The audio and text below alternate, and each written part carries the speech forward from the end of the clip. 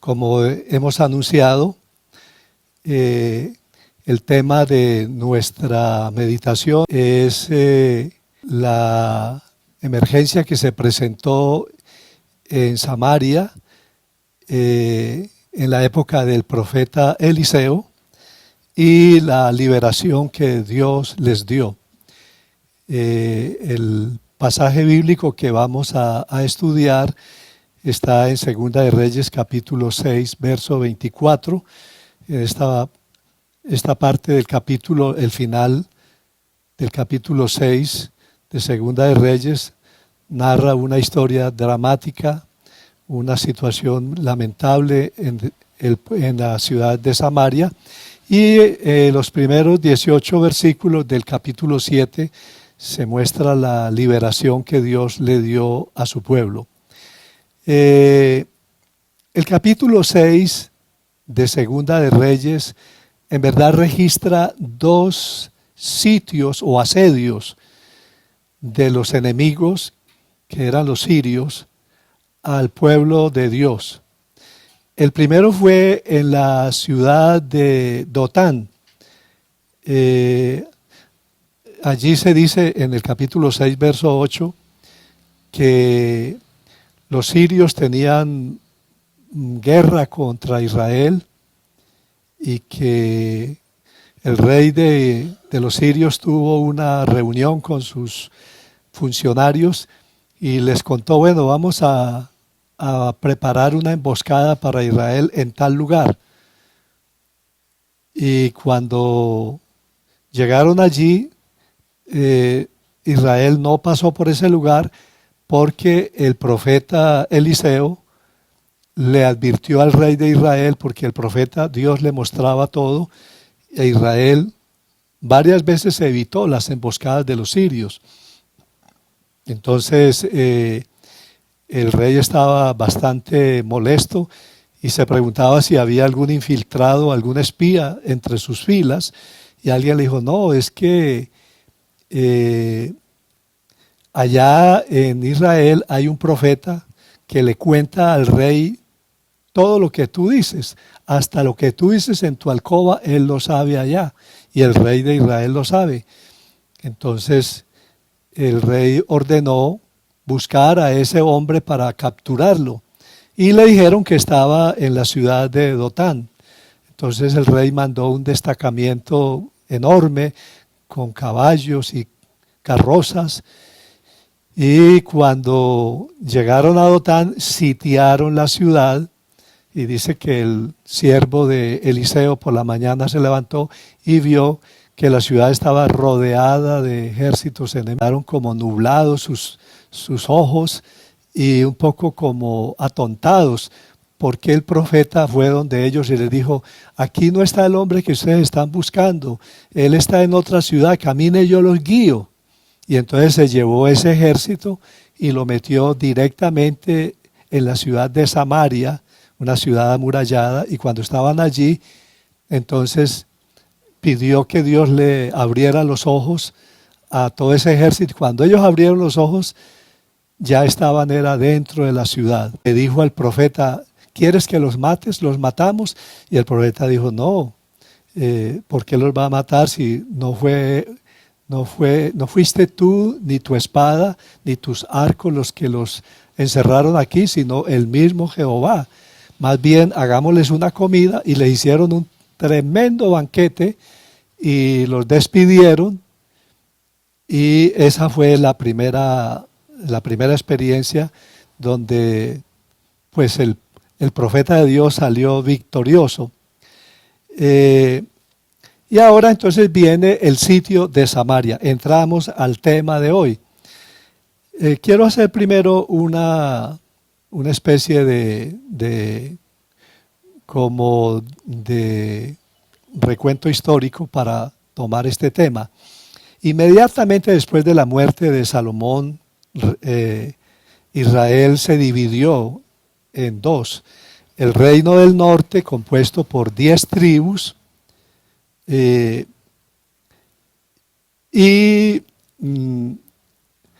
ese reino quedó como Samaria como la capital.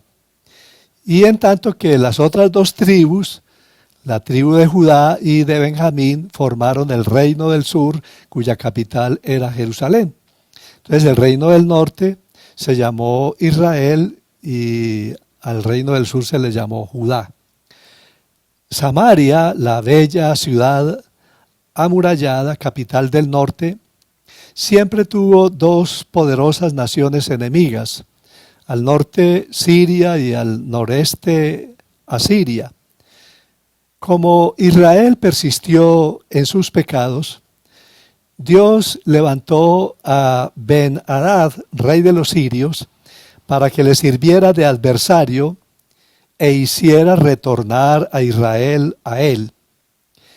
El sitio, el cerco de Ben-Hadad fue tan severo que causó hambruna a Israel y este recurrió inclusive al canibalismo, y Joram, el rey de Israel, culpó a Eliseo de la tragedia.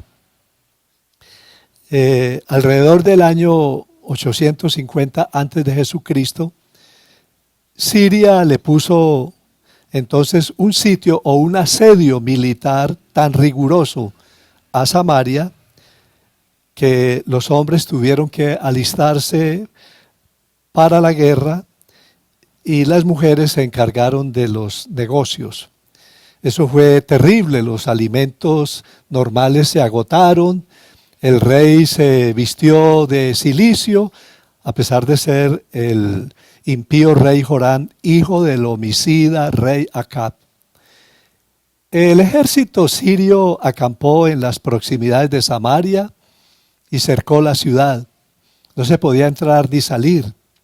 Las cosechas de los campos alrededor ya se habían perdido. Adentro reinaba la desesperación, la incertidumbre, el miedo. El precio del alimento estaba por las nubes. El canibalismo era una alternativa. La ciudad estaba totalmente en indefensión. El rey adentro no puede hacer nada, ni tiene un aliado poderoso entre los vecinos que vengan en su ayuda. Sus relaciones con Dios no eran muy buenas, que digamos. Un sitio, un cerco militar es la forma más cruel de hacer guerra.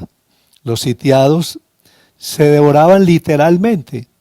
Este es un relato estrujante. La situación económica se tornó tan difícil en Samaria que entre los únicos negocios que se podían hacer o que hacían las mujeres se mencionan tres. Vendían la cabeza de un asno, la parte más despreciable de un animal impuro, por 80 piezas de plata. Alguien calculó unos $24.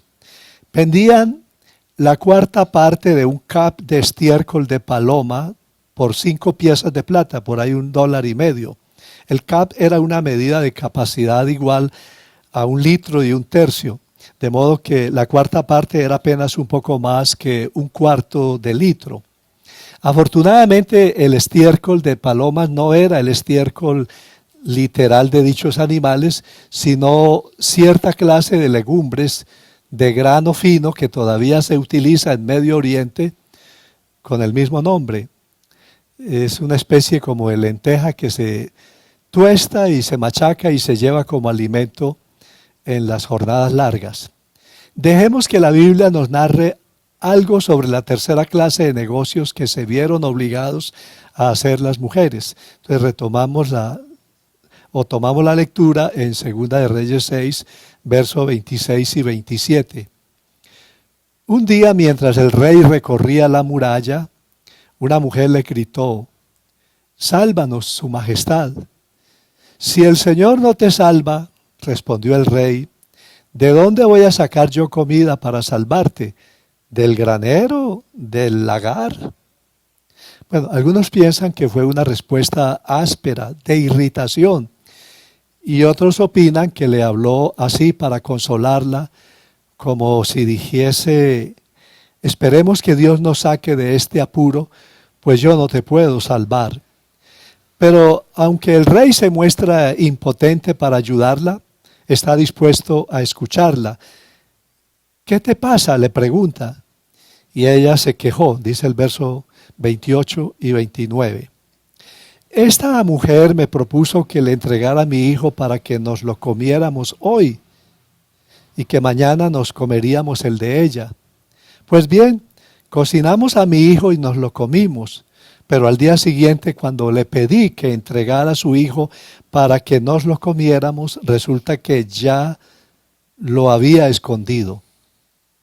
Las guerras de todos los tiempos, sea cualquiera la razón de ellas, son empresas de desalmados. Pero hay algo muy alentador en este pasaje, y es que el profeta Eliseo, el hombre de Dios, estaba en la ciudad. Él se hallaba en su casa sentado con los ancianos de Israel. Y dice en el verso 30 que el rey, al oír la queja de la mujer, se rasgó las vestiduras. Luego reanudó su recorrido por la muralla y la gente pudo ver que bajo su túnica real iba vestido de luto, de cilicio.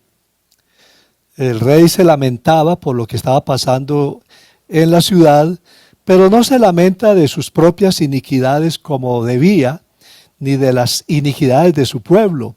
En lugar de prometer el derribo de los becerros de oro de Dan y de Betel, jura dar muerte al profeta Eliseo, el hombre más inocente y el más valioso de la ciudad.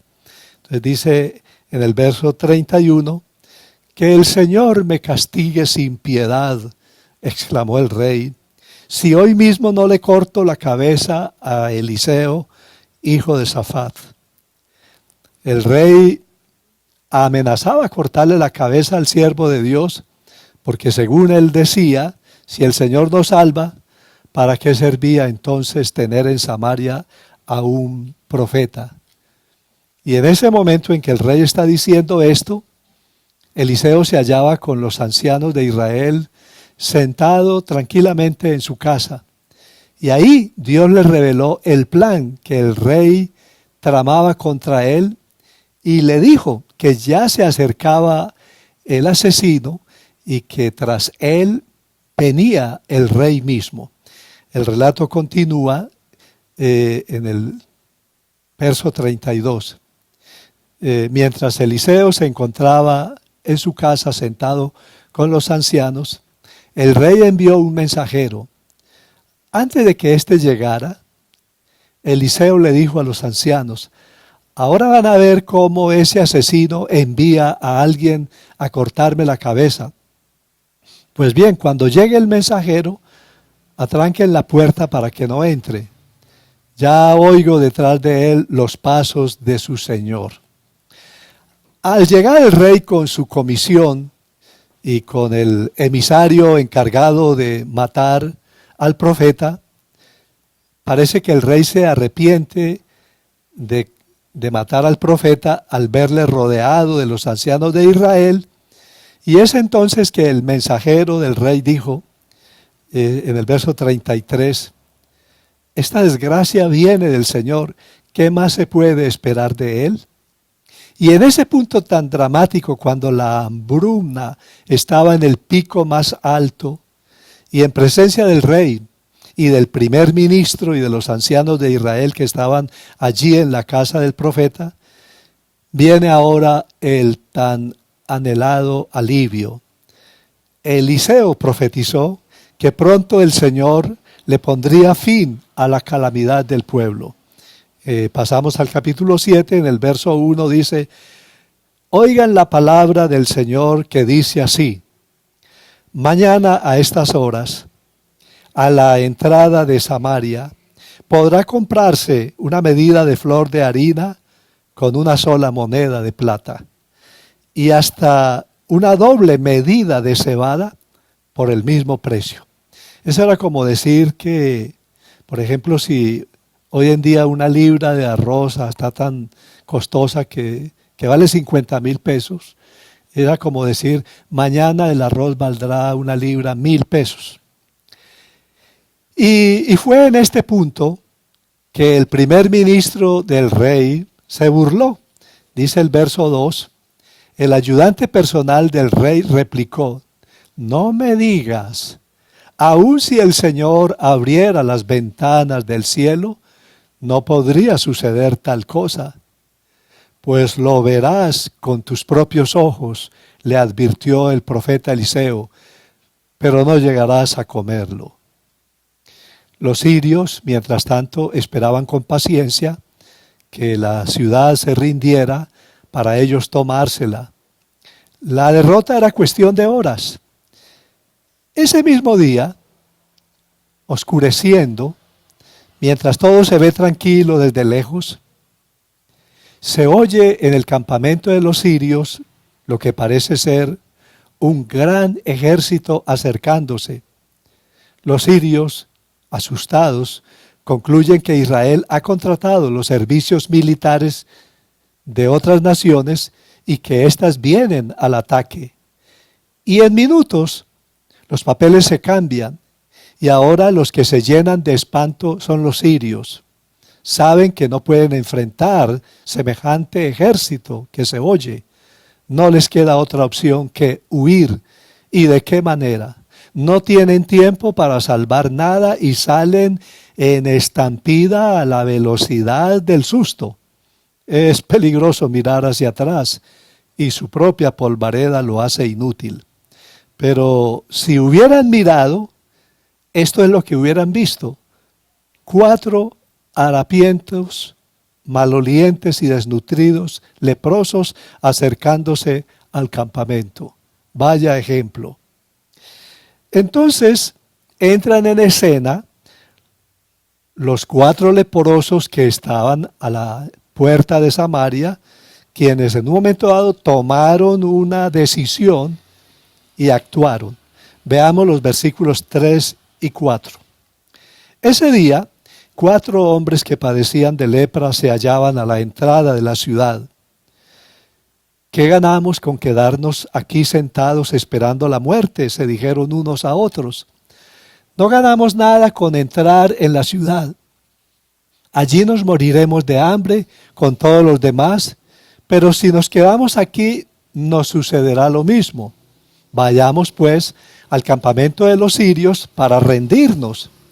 Si nos perdonan la vida, viviremos.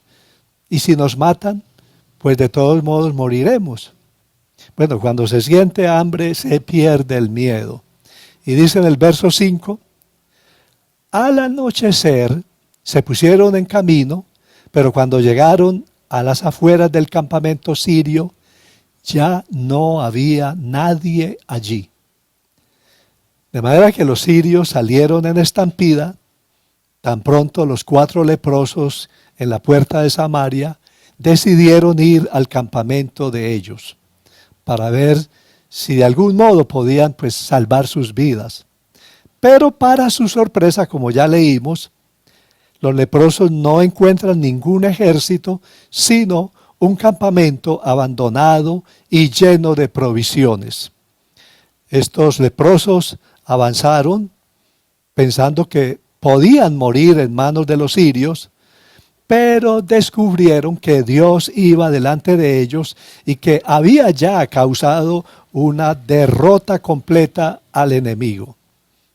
Sin que lo supieran los leprosos mismos, ni mucho menos los habitantes de Samaria, Dios había puesto en las nubes todos los tambores de todos los milenios. Las trompetas de Dios eran las de avanzada. Los clarines de Dios eran los del triunfo. Los soldados del Altísimo eran centelleantes y sus carros eran de fuego. Todos se habían asentado sobre los montes de Samaria y avanzaban incontenibles contra los sirios.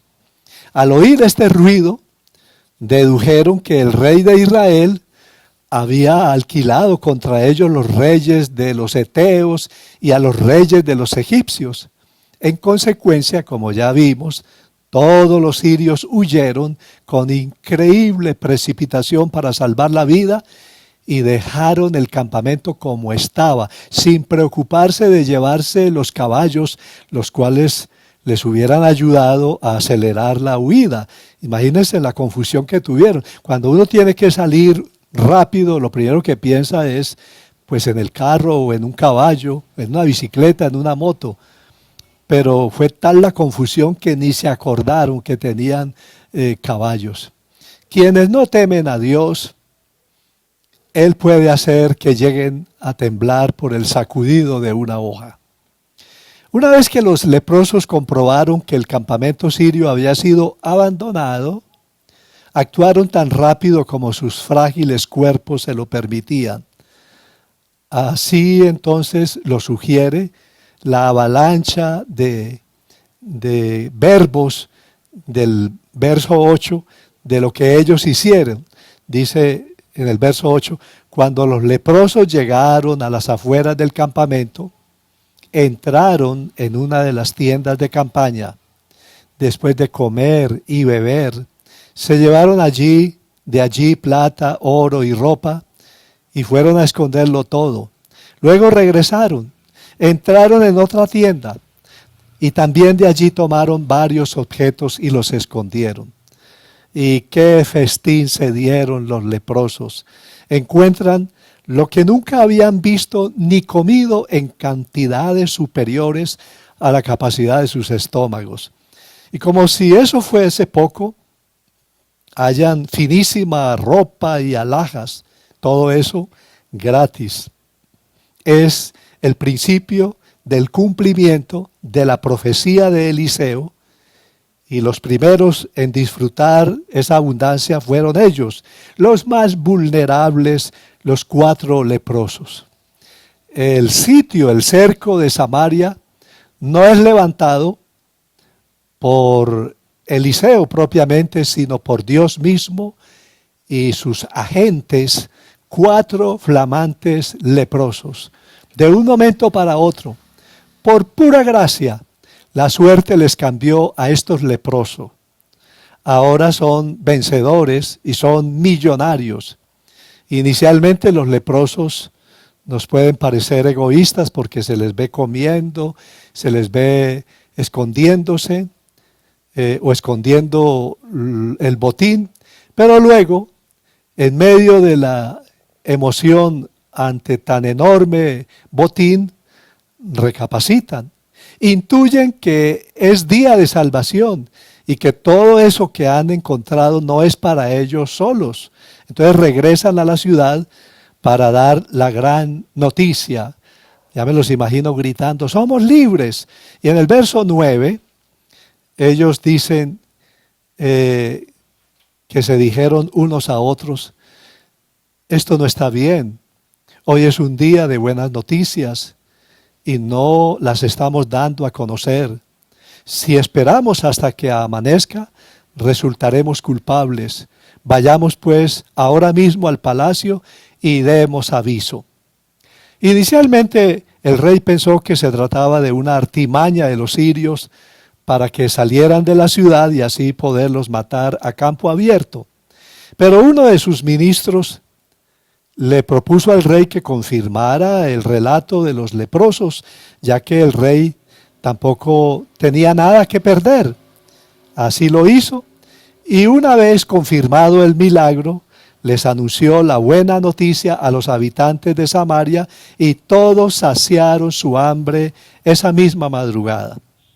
Aquel mismo día, Dios, en cumplimiento de la profecía de Eliseo, había obrado una salvación estruendosa. Pero recordemos que el primer ministro del rey, con toda la razón que le asiste a la incredulidad, dudó que fuera posible el cumplimiento de la palabra del profeta y proclamó su incredulidad delante de Eliseo y de los ancianos. El rey pone a ese hombre, que es su primer ministro, en la misma puerta para que todo el mundo le rinda los honores que le corresponde a su alta investidura al salir y al entrar. Salen los que pueden caminar en tropel, despojan el campamento enemigo tienda por tienda y comen y toman y traen y corren y vuelven. Cuando aclaraba el día, ya se oía que los vendedores en el mercado de la puerta de Samaria gritaban: un seah de flor de harina por un siclo y 2 seas de cebada por un siclo. El primer ministro observó a los vendedores y en ese momento una multitud regresaba del campamento enemigo con gran cantidad de alimentos para los familiares que estaban muriendo de hambre. Los que regresaban tenían abundantes fuerzas, pues estaban llenos de comida. No cabe el gentío a la vez por la puerta. Alguien le va a hacer la venia al primer ministro. Entre tanto, lo empuja la avalancha humana que viene atrás. El hombre se va de bruces contra el ministro. Este cae. El que lo saludaba cortésmente pasa por encima. Y toda aquella gente cargada de alimentos, de cebada y de harina, de oro y de plata y de riquezas, pasan por encima inconscientemente con la alegría y el pan que Dios les ha dado sobre el hombre que personifica aquí la incredulidad. Este es sin duda el más elaborado de todos los relatos de Eliseo. Un relato que está lleno de ironías y contrastes que siguen 2 líneas en su trama. ¿Cómo terminó el sitio, el cerco de Samaria? Y cómo en estos eventos se cumplió la profecía del profeta Eliseo sobre el precio de la comida. Se cumplió literalmente la profecía de Eliseo. Este es el más sublime y conmovedor de los relatos de Eliseo. Los marginados, los leprosos, son mensajeros de la salvación que el rey no puede darle a su pueblo. 4 desahuciados leprosos son agentes de una multiplicación del sonido que pone en fuga un ejército. La burla contra los sirios y contra el mismo rey de Israel y sus agentes es enorme. Los marginados como salvadores muestran que Dios tiene muchos modos misteriosos de cumplir su palabra. ¡Qué ironía!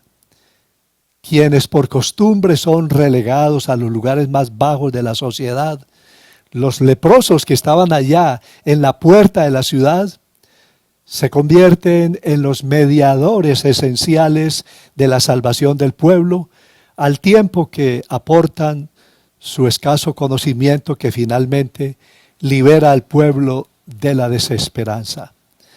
Aquí hay un fiel cumplimiento también de las palabras que escribiera siglos después el apóstol Pablo a los Corintios. Esto está en 1 Corintios 1, 26 y 27. Y con esto concluyo el relato. He hecho el relato para que ahora le hagamos un corto análisis.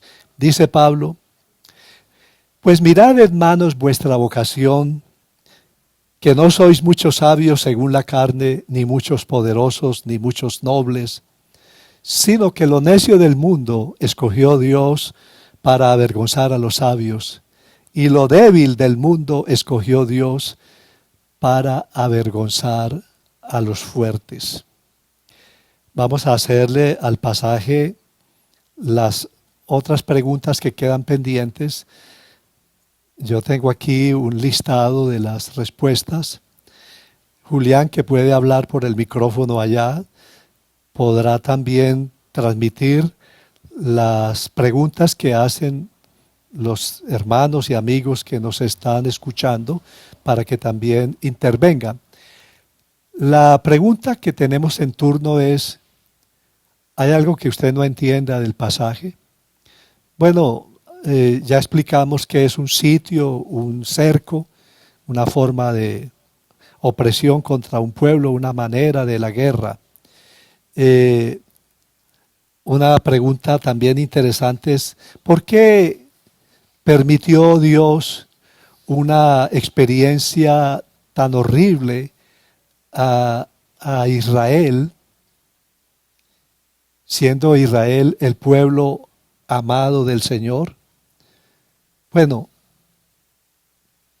en un pasaje que está en Deuteronomio capítulo 28, verso 49 al 57, no lo vamos a leer porque es un pasaje muy largo y un pasaje muy fuerte.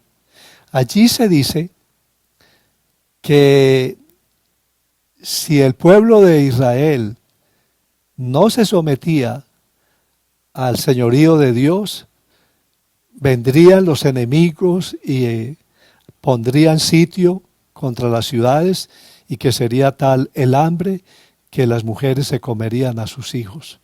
Eso fue lo que sucedió aquí literalmente, lo que indica que el pueblo estaba en rebelión contra el Señor, y esta es una forma de castigo que Dios trae sobre su pueblo. Sí, esa es una de las formas de estupidez del rey. Estamos ante un rey que es perverso, que es malvado, un rey descarriado. Imaginen ustedes emprenderla contra el hombre de Dios, que en otras ocasiones ya le había guardado de otras acometidas, de otras embestidas del rey de Siria. Pero es que realmente una persona sin el temor de Dios se vuelve torpe, así sea un alto dignatario, así sea un rey. Pero esta es una de las cosas difíciles de entender, hasta dónde llega la estupidez humana, que precisamente la persona que al final fue el que Dios usó para salvar a Israel juntamente con los leprosos, una persona como Eliseo, no sé cómo el rey se lanza en ristre contra el siervo del Señor. Indudablemente el rey está muy mal espiritualmente. La otra pregunta que le hacemos al pasaje es lo que nos gusta del pasaje. Bueno, tenemos una lista larga, pues nos encanta que el profeta de Dios está allí en medio de la crisis. Mientras haya palabra de Dios, mientras Dios esté presente a través de un siervo, una sierva suya, pues el asunto se puede arreglar de un momento a otro. Me gusta mucho el conocimiento que tuvo Eliseo del plan que el rey tramaba contra él, cómo Dios le revelaba a Eliseo los planes del rey perverso. Eliseo era un hombre que vivía en conexión directa con Dios. Eso es maravilloso. La protección de Dios sobre el profeta, Dios no iba a permitir que el rey malvado pusiera la mano sobre su profeta. Bueno, en otras ocasiones Dios permite que venga una persecución contra su pueblo, pero aquí el profeta está blindado por la gracia de Dios. Es que hay una frase que decía mi suegro, que la recuerdo constantemente: mientras tengamos algo que hacer en la agenda de Dios, somos inmortales.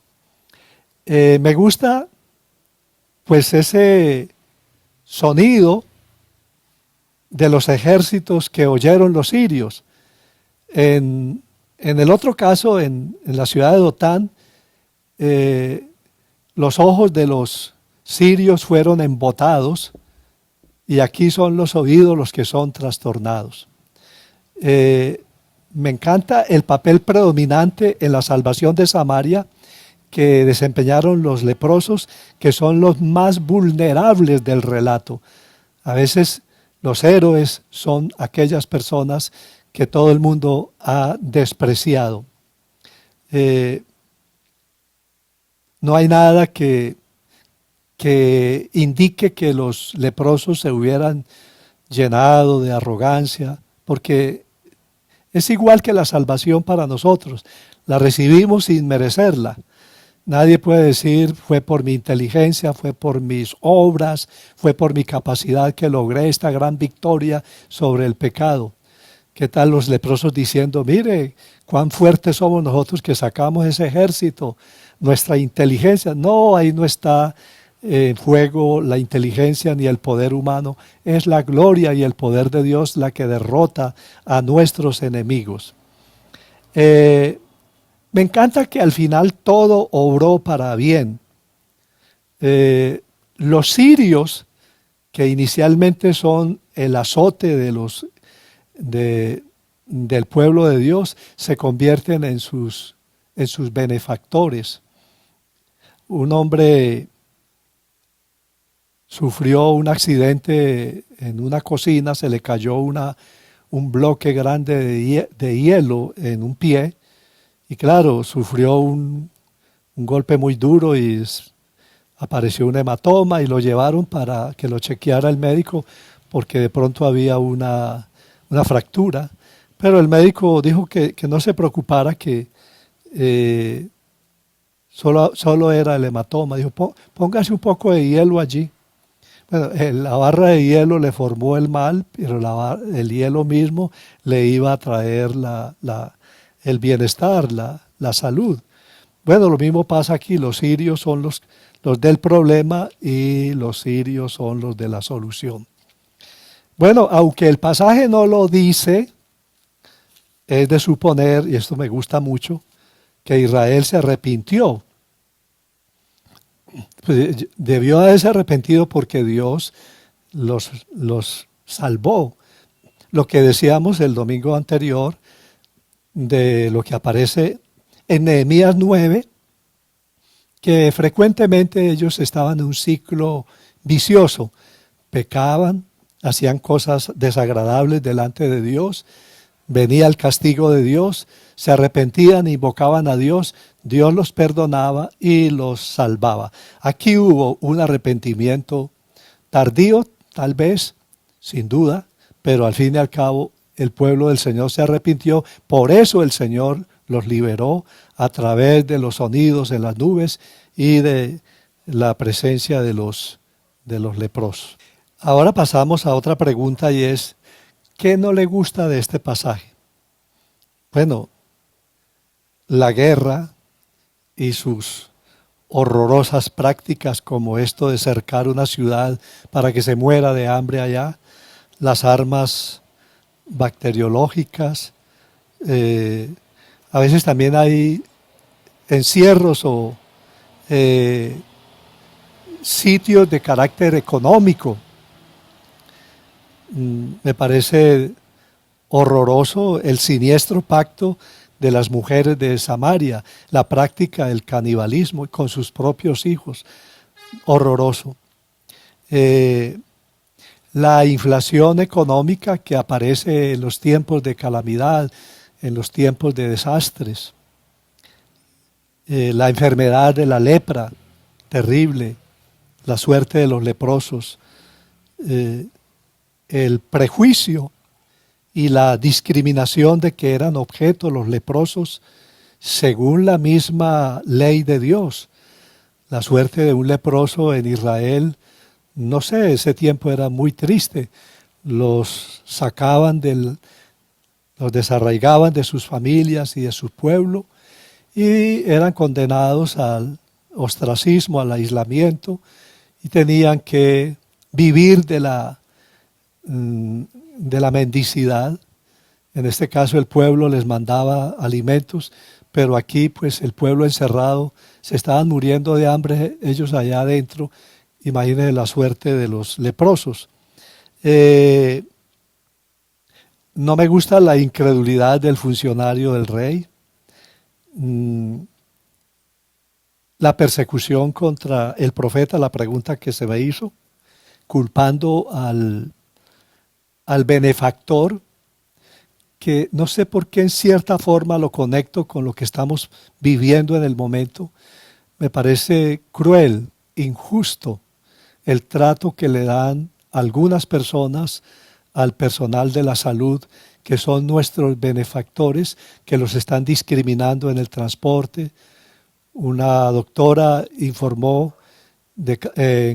una doctora de Cartagena, que solicitaron unos alimentos a una cadena de alimentos rápidos, de comida rápida, y dijeron que no, que lo sentían, pero que habían cancelado los pedidos que venían de clínicas u hospitales.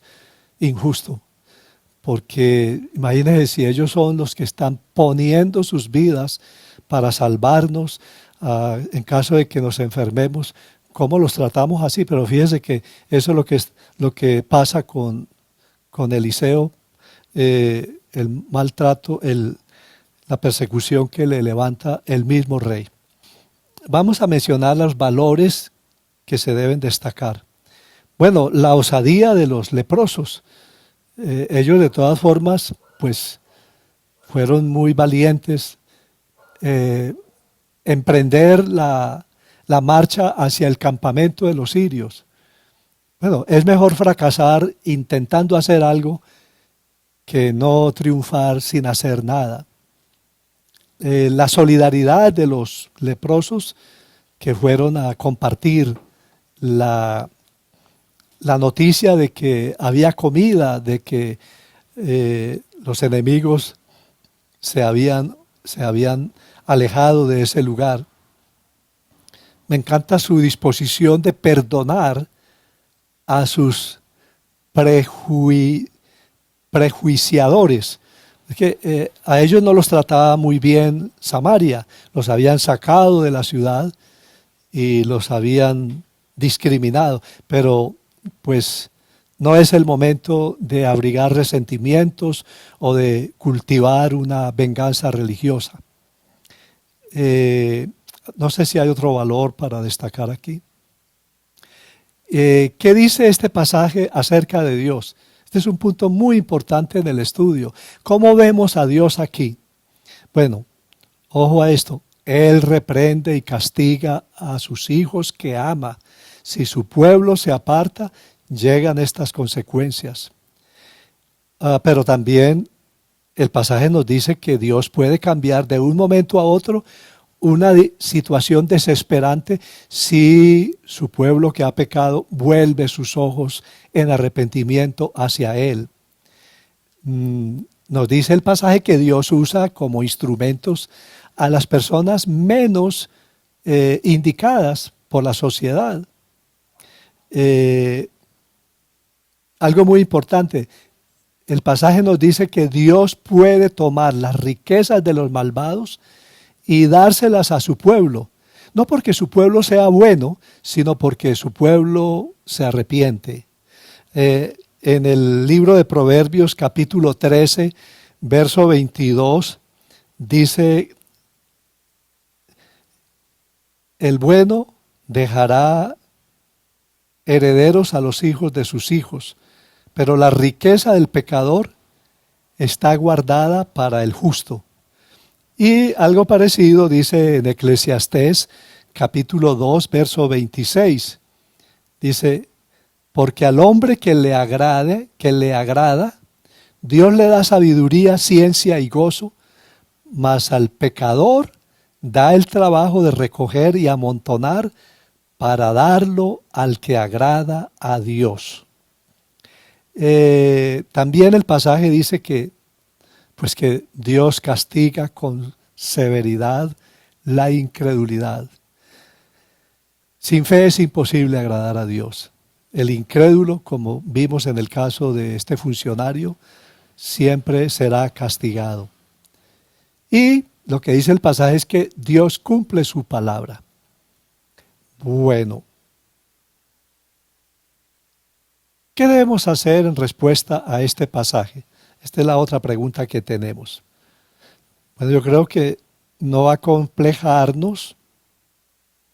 A ver, lo que debemos hacer en respuesta a este pasaje es, primero que todo, creer la palabra de Dios. Pues ser osados como los leprosos y atrevernos a invadir el terreno del enemigo de nuestras almas. Debemos compartir lo que Dios nos ha dado en su misericordia, compartirlo con otras personas. Y lo que no debemos hacer, pues, no debemos ser egoístas, no debemos acomplejarnos por ser de pronto de los más pobres o vulnerables o por estar en una situación desmejorada. Dios puede cambiar nuestra suerte. No debemos callar cuando es día de buena noticia. Quien calla cuando su voz debe escucharse, se hace aliado del enemigo. Esto es entonces lo que hemos encontrado en este maravilloso mensaje. De alguna manera estamos también encerrados, estamos sitiados por un enemigo invisible que es el coronavirus. Pero nosotros podemos esperar que Dios nos dé una gran victoria, que el Señor nos saque al otro lado con su poder y su gracia. Eso es posible. Nos preparamos para hacer una oración. Pidámosle a Dios que nos dé la osadía de los leprosos, su valor, su fe. Vamos a orar por los que están viviendo en zonas de guerra, por los pueblos que se están muriendo de hambre. El problema que tiene el mundo por el mal del coronavirus no es tan grave como el problema de hambre en muchas regiones del mundo. Son más las personas que se están muriendo de hambre, aunque nos escandalizan las cifras de la muerte de las víctimas de la epidemia. Es más terrible la epidemia del hambre.